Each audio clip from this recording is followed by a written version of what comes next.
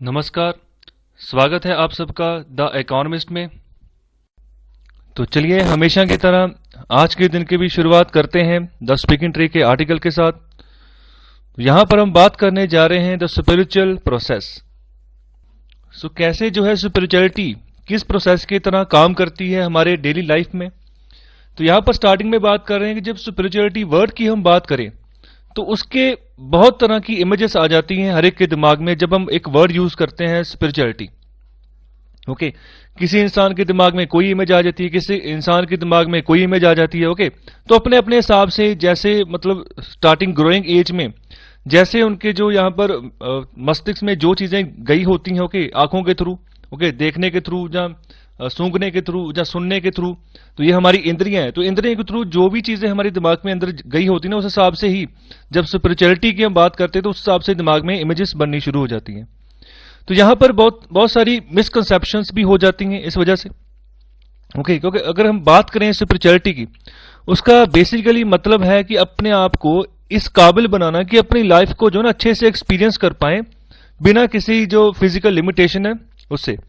तो यहां पर लास्ट टाइम मैंने एक एग्जांपल ली थी कि एक गुलाब का फूल है। ओके, तो गुलाब का फूल है, अगर हम उसको देखते रहेंगे कितना सुंदर है, ठीक है, सिर्फ देखते रहेंगे, ऑब्जर्व करते रहेंगे, तब तक आपको उसके असल जो उसका गुण है ना वो पता नहीं चलेगा। जब तक तो उस गुलाब के पास जाओगे, ठीक है, उसकी सुगंध लोगे, ओके, उसमें डूब जाओगे, ओके, एंजॉय करोगे, जितनी आपकी इंद्रियां सभी उसमें ऊपर लगा दोगे ना, तो उसको कहोगे कि आप उसमें डूब गए हो। सो डूबने का मतलब है आप आनंद ले रहे हो। तो कहने का मतलब जिंदगी में आनंद लेना है ना, इसकी भी कला है। ओके, तो इस कला को भी सीखने की जरूरत है। तो यहां पर स्पिरिचुअलिटी हमें इसी काबिल बनाने के लिए हमें सिखाई जाती है। हमें जो पॉजिटिव वे होता है जिंदगी का, उसी के रास्ते में हम चलते रहें, तो इसी की ओर हमें जो है धकेलती है। ओके, तो आगे बात की गई जो जिंदगी है, जैसे ह्यूमन बीइंग जो उसका नेचर है, तो उसमें दो तरीके की यहां पर बात बोली गई है। तो एक तो होता है कि जहां पर हम सेल्फ प्रिजर्वेशन की बात करते हैं। ओके, तो एक बाउंड्रीज हम बना के चलते हैं जो हमें प्रोटेक्ट करके चलती है जिंदगी में। और दूसरी ओर अगर एक और डिमेंशन है जिसकी हम बात करें, तो वो होता है कि हम जो भी अभी है ना उससे आगे आगे जाके और बढ़े। ओके, तो जिसको हम लालसा बोल देते हैं कि मतलब लालच जिसको बोल देते हैं, लालसा। ओके, मतलब आगे बढ़ने की लालसा। जैसे सपोज करो आप जो भी हो, ओके, चाहे बड़े हो, चाहे छोटे हो, चाहे अमीर हो, ओके, चाहे आपने बहुत कुछ अचीव कर लिया हो लाइफ में, ओके, फिर भी ना आपके अंदर कुछ ना कुछ बनने की जो है लालसा रहेगी। ओके, आगे बढ़ने की। तो कहने का मतलब अगर कोई स्ट्रगलिंग एक्टर है, ठीक है, तो जब वो कामयाब एक्टर हो जाता है तब भी उसके अंदर कोई ना कोई लालसा रहती है। ओके, तो लालसा यही होती है कि ज्यादा से ज्यादा मैं फिल्में करूं। ओके, तो फिर मतलब ये चीज कंटिन्यू चलती रहती है। अगर कोई एमसी बना है ना, तो एमसी से लालसा आएगी नहीं मैं अभी मैं एमएलए बनूंगा। ओके, फिर लालसा आएगी एमएलए नहीं, अभी मैंने एमपी बनना है, ठीक है, फिर मिनिस्टर बनना है, फिर सीएम बनना है, फिर सीएम के बाद सोचेगा नहीं अभी बहुत हो गया, अब मुझे प्राइम मिनिस्टर बनना है। ओके, तो इस तरीके से ये लालसा चलती रहती है। ओके, जिसको हम तृष्णा भी बोलते हैं। ओके, तो यहां पर यही चीज है जो हमें बाउंडलेस मतलब आगे लेके धकेलती रहती है कि आप आगे बढ़ो, आगे बढ़ो। ओके, तो आगे बात कर रहे हैं कि बहुत सारे लोग फिर ट्राई करते हैं कि हम इस लालसा को कैसे कंट्रोल करें। ओके, अलग अलग फिलॉसफीज को पढ़ते हैं। ओके, तो अलग अलग यहां पर तरीके अपनाए जाते हैं कि अपने अंदर हम कैसे जो है इस लालच को कम करें। अलग अलग टीचिंग्स हमें सिखाई जाती हैं कि बचपन में जैसे बच्चों को सिखाते हैं कि लालच नहीं करना है। ओके, जो आपके अंदर जो भी आपको मिला है, ओके, तो उसी लिमिटेशंस के अंदर आप एग्जिस्ट करो। ओके, उस हिसाब से अपने आप को आगे बढ़ाओ। जैसे बोला जाता है कि सब्र रखना है, ओके, आगे बढ़ना है। अच्छी बातें यहां पर सिखाई जाती हैं कि कैसे जो है ना आप इस लालसा को जो है कंट्रोल करके चलो। ओके, तो यहां पर देखो, ये अगर कंट्रोल करने की कोशिश भी करते हैं ना, तो मटेरियलिस्टिक वर्ल्ड में ये फिर अगर किसी एक गोल तक पहुंचते हो, फिर दोबारा से शुरू हो जाएगा कि नहीं अभी मुझे आगे जाना है। ओके, कहीं ना कहीं ये सोच सही है आगे जाने की, लेकिन जो मन में माइंड में लालच के पर्दे पड़ जाते हैं ना, तो वहां पर हम जो है गलती कर जाते हैं। फिर हमें भरे बुरे में जो पहचान करनी है वो हमसे नहीं हो पाती।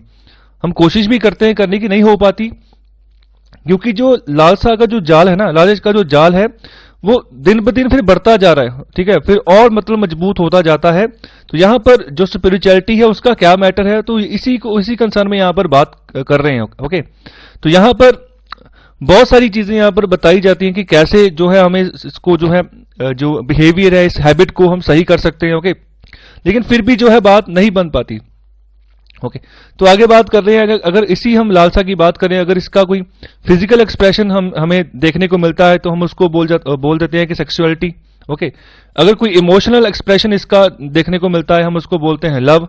ओके, अगर कोई मेंटल एक्सप्रेशन इसका देखने को मिलता है तो फिर हम इसको लेबल दे देते हैं socially greed, ambition, conquest. Okay, कहने का मतलब कि लालच किसी के दिमाग में ज्यादा बढ़ रहा है। ओके, मतलब एक एम्बिशन है कि मुझे और लेना है, और लेना है। ओके, मैंने आज 10 रुपए कमाए हैं तो कल को मैंने 100 रुपए कमा के लेके आने, अगर कल मैंने 100 रुपए कमा लिए है, ठीक है, अब मुझे 1000 कमाना है। ओके, मतलब कि सेटिस्फेक्शन नहीं है।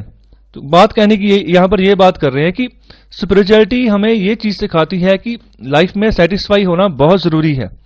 देखो, ये सब चीजें आती जाती रहती हैं। अगर पैसे की बात करें, धन दौलत की बात करें, प्रॉपर्टीज की बात करें, हम किसी के पास अगर ज्यादा है, अगर हमारे पास कम है, तो इसका मतलब ये नहीं है कि हम भी जो है गलत रास्ता अपनाएं और माइंड में ना एक लालसा और जो लालच है उसको उत्पन्न करें कि मुझे भी उसको क्रॉस करना है। ऐसा नहीं करना है। अपने जो ड्यूटी है ना उसके ऊपर फोकस करना है। जो परमात्मा ने आपको काम दिया है ना, उस काम को अच्छे से करो, उसमें आपकी जितनी पूरी जान है पूरी लगा दो।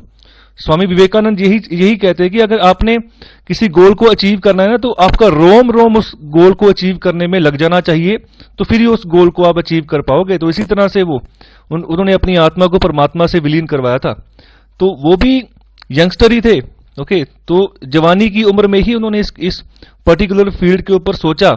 ओके, सनातन धर्म के ऊपर उन्होंने रिसर्च की, आगे बढ़े। ओके, और हमें भी बहुत कुछ सिखा के गए हैं। तो यही एज है जो जवानी वाली एज है, अगर हम इसको सही से ढाल लेंगे ना, तो बुढ़ापा जब आएगा तब आप पूरे सेटिस्फाई होगे कि हाँ, हमने सही डायरेक्शन में अपनी जिंदगी को ढाल लिया और अब बूढ़े हो चुके हैं। बहुत सारे लोग जो है ना ये सोचते हैं कि अभी तो हम शराब पियेंगे, ठीक है, नशे करेंगे, मतलब पूरी ऐश करेंगे, इसको ऐश समझते हैं, हालांकि ये ऐश नहीं है। ओके, मेंटली जो फ्री होंगे ना आप, मेंटली आजाद है, पूरे सेटिस्फाइड है। ओके, किसी तरह की कोई लालच नहीं है आपके मन में, उस समय आपकी सिचुएशन बनती है पूरा फ्री होने की, पूरा आजाद जो फीलिंग आती है वो वाली। ये बिल्कुल वैसे ही होती है जैसे 2 साल का बच्चा होता है या 3 साल का बच्चा होता है जिसको कोई टेंशन नहीं होती। ओके, पूरी ऐश करता है वो। तो ये सिचुएशन बाद में भी लाई जा सकती है, लेकिन हमारे जो आसपास का माहौल है ना, वो जो बच्चा बाहर देखता है बड़ों को कि वो तो टेंशन में जी रहा है, फिर बच्चा भी सोचता है शायद ये जिंदगी टेंशन वाली ही है, लेकिन ऐसा होता नहीं है। यही सिखाते हैं जो हमारे शास्त्र हैं। ओके, जितने भी यहाँ पर हमारे जो धर्म ग्रंथ लिखे गए हैं, तो हमें इसी चीज के ऊपर फोकस करने की बात करते हैं कि सेटिस्फेक्शन रखनी है।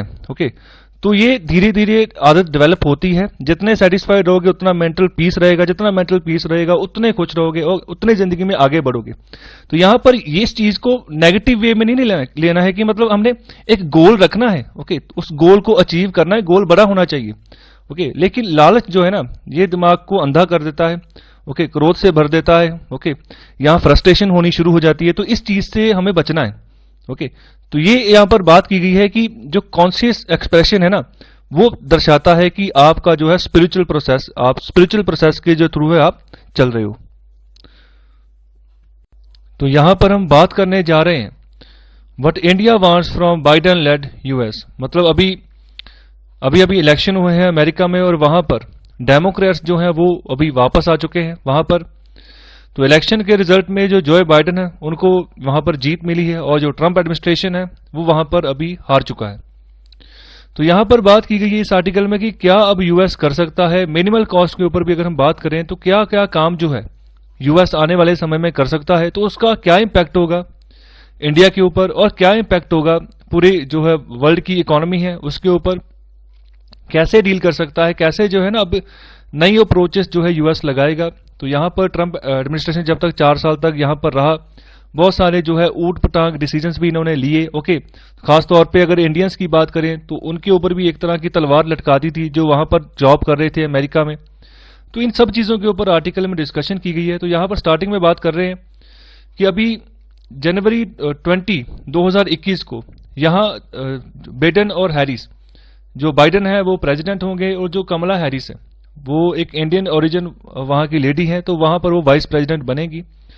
तो इन दोनों की जो जोड़ी है वो शपथ लेगी 20 जनवरी को। तो तब से ही जो है ये कार्यभार संभालेंगे और अपना जो है, जो नई विजन है उसके हिसाब से अब टाई अप करेंगे अलग अलग कंट्रीज के साथ। तो अभी देखो पैंडेमिक का जो दौर चल रहा था, अभी भी इसका दौर थमा नहीं है। तो उसके अलावा और भी डोमेस्टिक इकोनॉमिक स्ट्रेस अमेरिका के ऊपर है, क्योंकि वहां पर भी जब ये जीडीपी का आंकड़ा आया था तो वहां पर भी -33% जीडीपी चली गई थी, जब भारत की -23.9 गई थी, तो वहां पर भी काफी नुकसान हुआ जीडीपी का।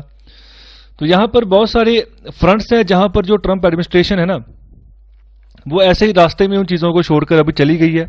तो यहां पर कौन कौन सी चीजें थी जहां पर ट्रंप एडमिनिस्ट्रेशन का मतलब बहुत ही टफ रवैया रहा, खासतौर पे जो इंडियंस के पॉइंट ऑफ व्यू से बात करें तो वहां पर H1B visa, okay, L1 visa, तो इनके ऊपर भी काफी रेस्ट्रिक्शंस इमिग्रेशन प्रणाली के तहत यहां पर लगा दी थी इंडियंस के ऊपर। तो यहां पर भी ये भी रास्ते में रह गया ये चीज।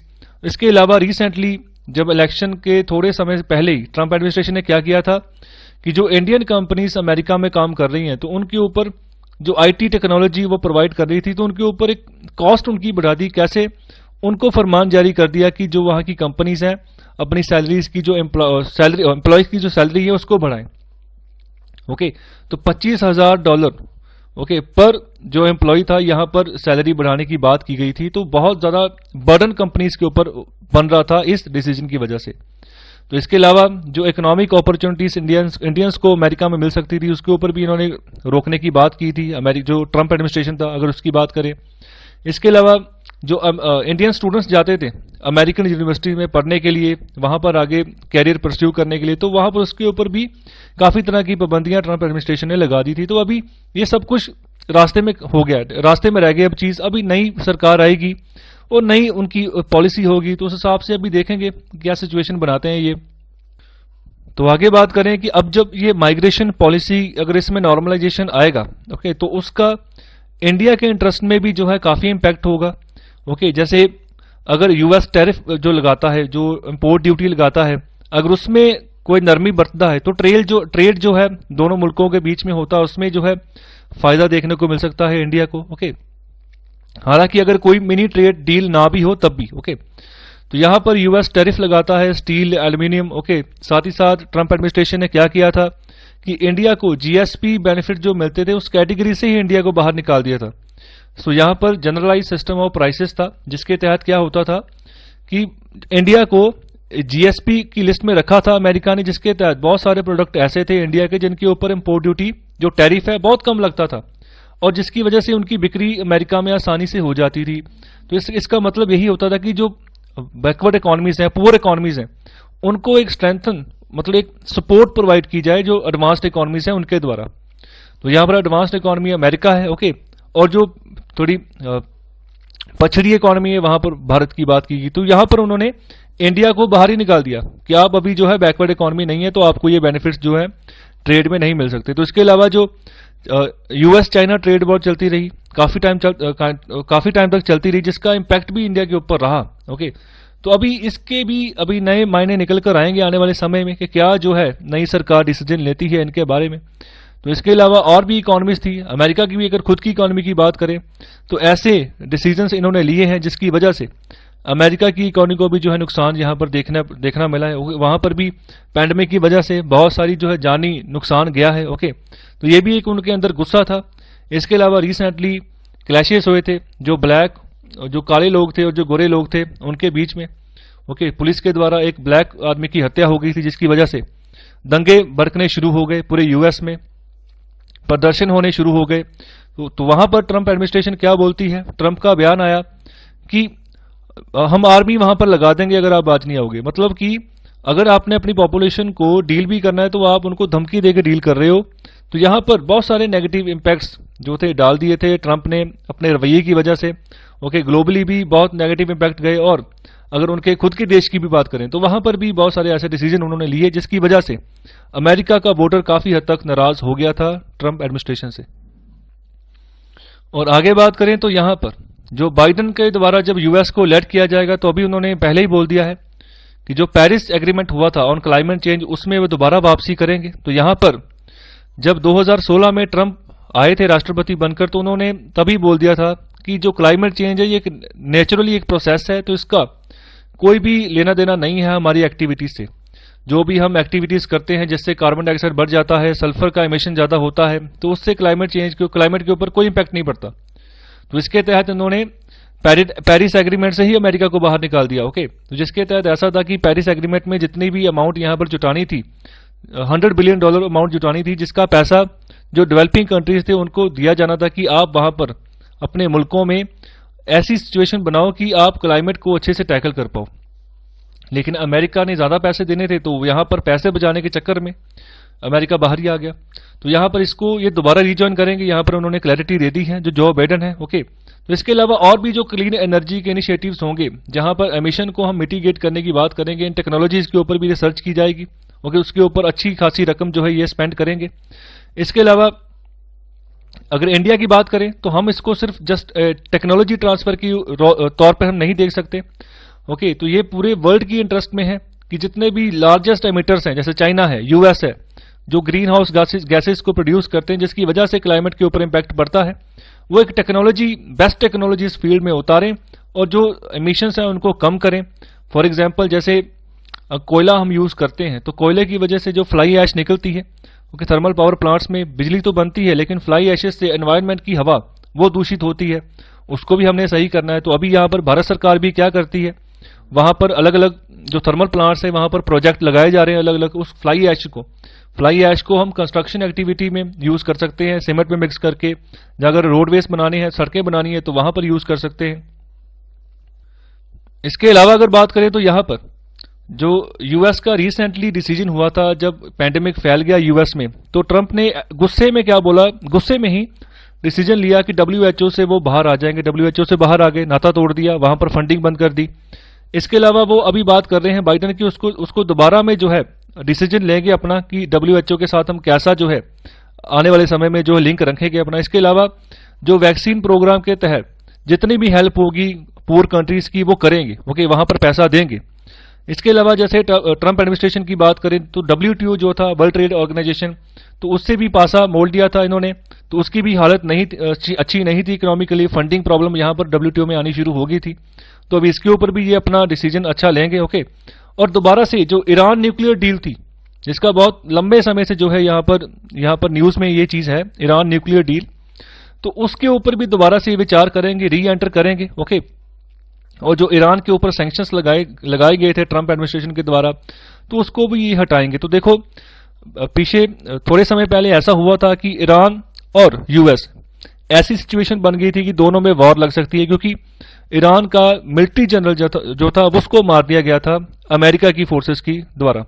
ओके, तो इसकी वजह से भी काफी नुकसान ईरान को भी झेलना पड़ा। ओके, ईरान ने भी काफी ठिकानों पर हमला किया, लेकिन अमेरिका ने बोला कि मेरे ठिकानों पर हमला नहीं हुआ है।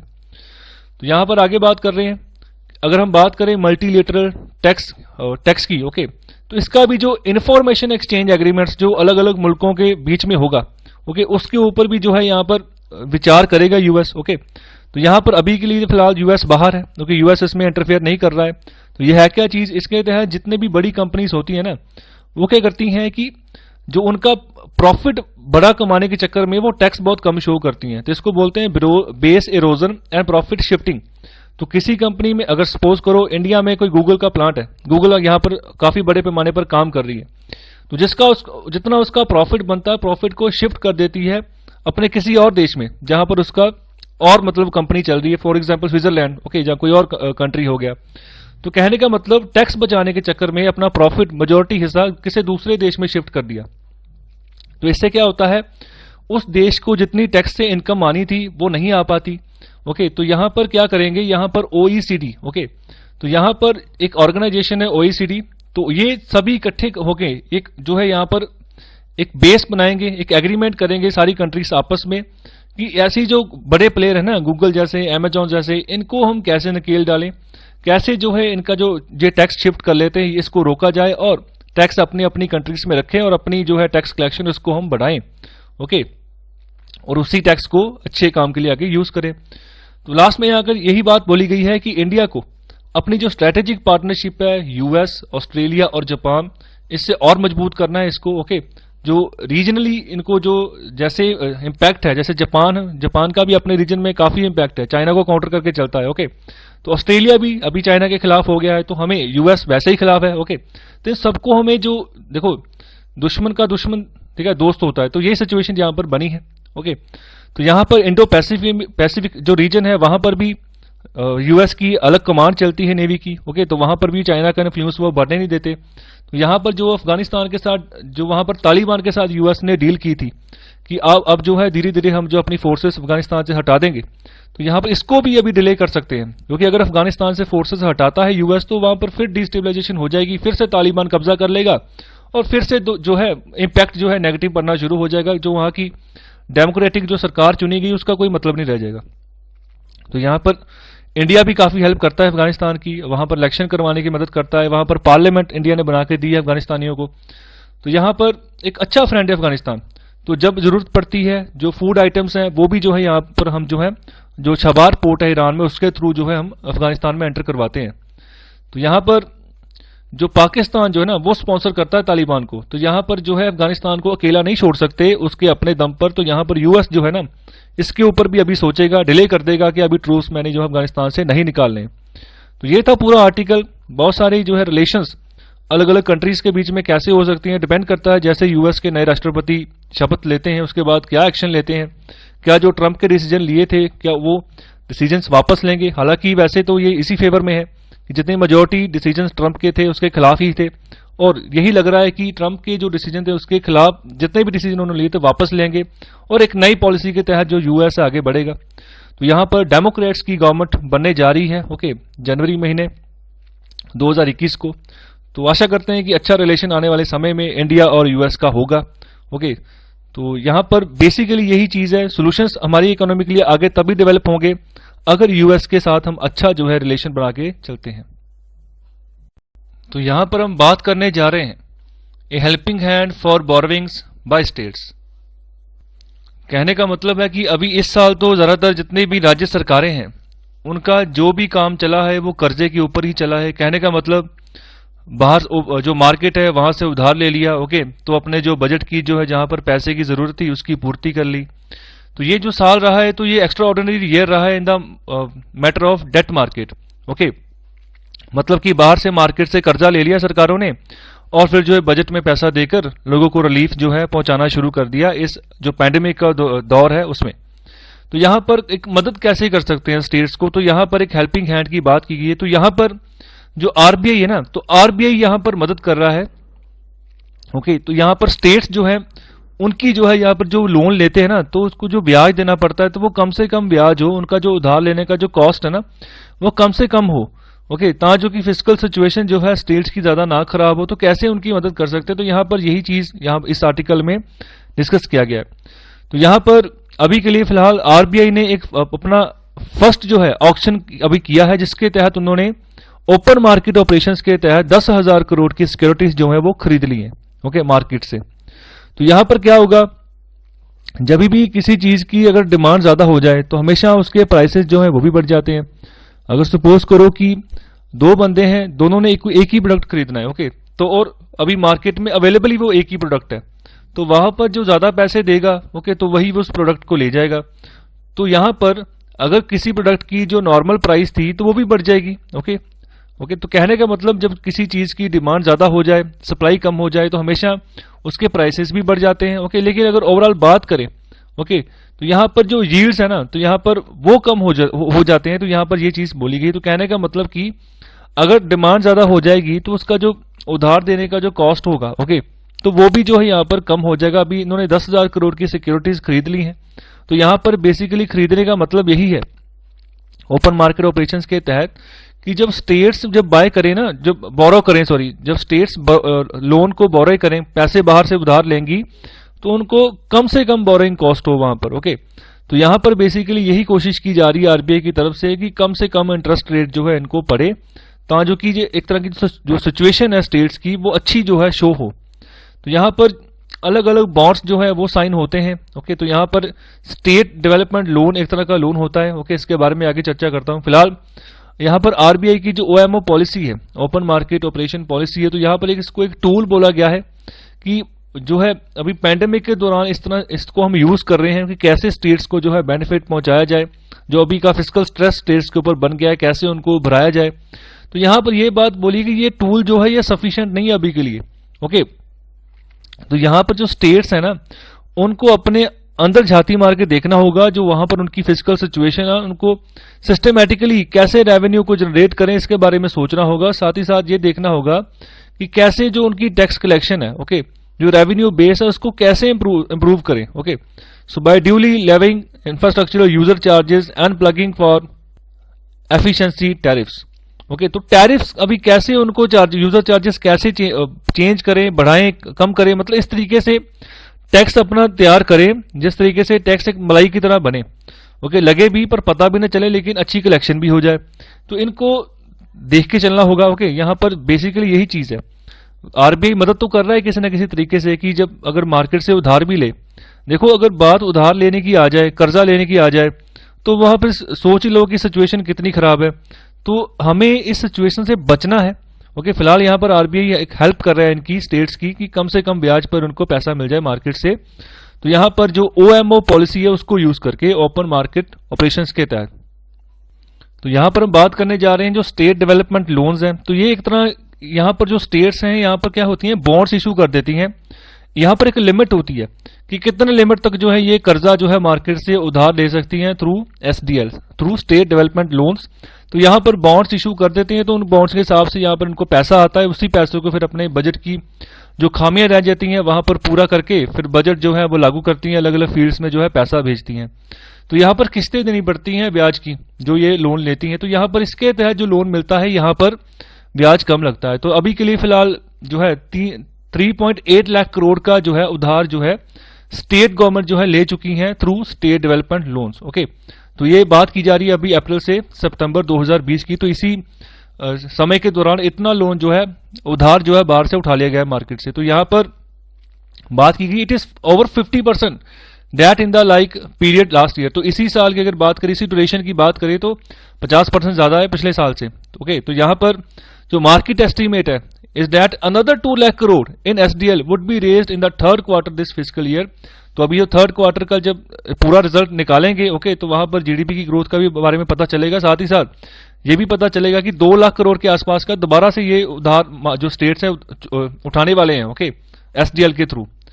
तो यहां पर अगर बात करें पिछले ईयर की तो अभी काफी ज्यादा हो चुका है। ओके, मतलब कि काफी ज्यादा हम उधारी जो है मार्केट से ले रहे हैं। तो रीजन यही है कि जो लॉकडाउन लगा उसकी वजह से रेवेन्यू जो है कंस्ट्रेन हो गया, कम हो गया स्टेट्स का।